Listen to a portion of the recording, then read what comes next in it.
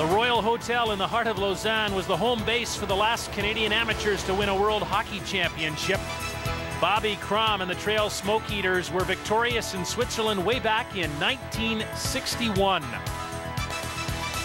final push now for the men in the all-around competition, rotation number 6. And those still in contention include a youngster, Alexei Bondarenko, onto the rings. And this is one event where age is a factor of success. Male gymnasts tend to develop greater strength levels as they age. So you'll see in Bondarenko's routine, his youth is reflected in the lack of strength elements shown. He tries to get a couple off right off the top. But his routine is constructed in a way to avoid those strength positions. He's going to show us a lot of swinging elements. I'm impressed with his composures. Look at these gazogis. Most male gymnasts will really jolt or jerk at the bottom of the swing. His are so fluid. Full twisting double layout. His day is done. Little bit of swing in the rings to the end of his routine. He was third coming into the final rotation, but very close. Now this is where he gets his bonus. Look how fluid he is at the bottom of the swing. Very smooth. Doesn't jerk those shoulders around. He'll last longer that way.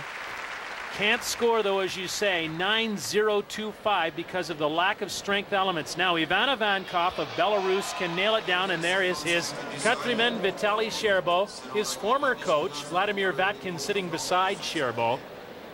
There to watch Ivankov try and get this done. Now, Scott, this is a classic moment where some coaches would be tempted to push the athlete. He's coming into the last event in first place, but Victor says he never pushes Ivan. Beautiful work. He doesn't have to. Ivan pushes himself. He only deals with Ivan's technique, and it is right on. Presses effortlessly to handstand because of his phenomenal upper body strength. He's got one trick left. It's a big dismount, double pike. You are looking at the new world champion. Indeed, that's enough to do it for 94 world champion Ivankov. And he has worked hard throughout to get himself back from injury. Look at the marks on his upper body. And this is where he gets that mark on the arm. He doesn't like to wear armbands. He said it gets in the way.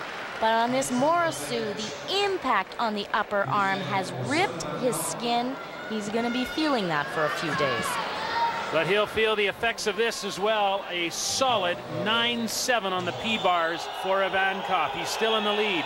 Tsukahara of Japan up onto the rings with a chance to medal. He's in a very similar situation to Bondarenko.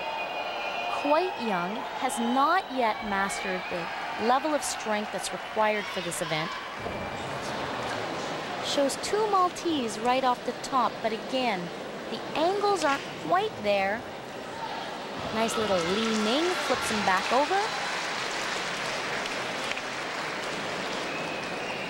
Tsukahara at this point tends to be an all-round gymnast, so we're not going to see the phenomenal strength positions that Keki might do on this event.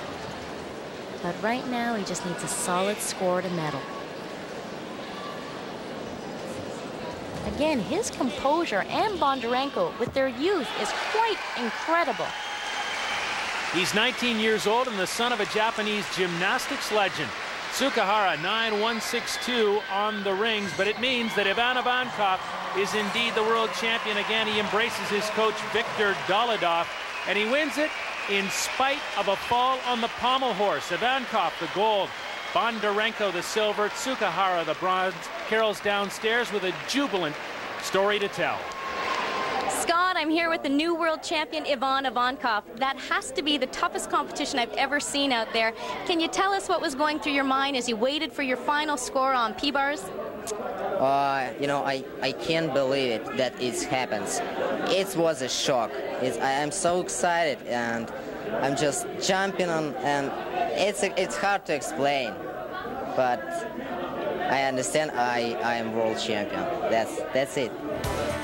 And that's all anyone needs to know. The women are up next when we return to the Malley Center in Lausanne.